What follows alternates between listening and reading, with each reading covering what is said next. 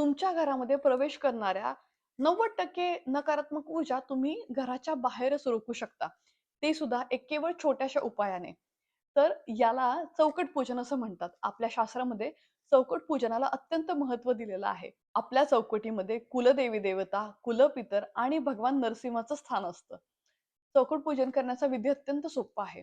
तुम्ही आधी चौकट स्वच्छ धुवून घ्या, मग पुसून घ्या. त्याला हळदी आणि पाणीचं लेपन करा किंवा चंदनाचं लेपन करा. चारही बाजूला, चौकडीच्या चारही बाजूला, फक्त उंबऱ्यावरच नाही, तर चारही बाजूंना तुम्ही त्या हळदीचं लेपन करा. त्यानंतर त्याला धूप, दीप आणि पुष्प दाखवा. घराची चौकट म्हणजे घराचा जो मुख्य दरवाजाचा जो आसपासचा परिसर आहे, तो अत्यंत स्वच्छ ठेवा.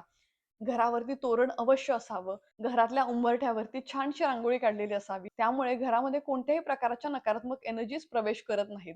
उंबरा ओलांडण्यासारख्या म्हणी असू द्यात किंवा गृहप्रवेशाच्या दरम्यान येणाऱ्या नववधूचे स्वागत असू द्यात. उंबऱ्याचं स्थान हे आपल्या घरामध्ये अत्यंत महत्त्वाचं आहे. भगवान नरसिंहांनीच नाही का उंबरठ्यावरतीच हिरण्यकश्यपूचा वध केला होता. तर घरातल्या चौकटीवरती कधीही पाय देऊन येऊ नका. दारामध्ये आसपास चपला काढू नका आणि कायम त्या जागेची स्वच्छता ठेवा. हा एक छोटासा उपाय रोज करून बघा. अगदी 2 मिनिट लागणार आहेत आणि हे केल्यानंतर तुम्हाला मनातून काय जाणवतंय, हे मला कमेंट्समध्ये नक्की सांगा आणि हा उपाय जास्तीत जास्त लोकांपर्यंत शेअर करा. जय श्रीराम.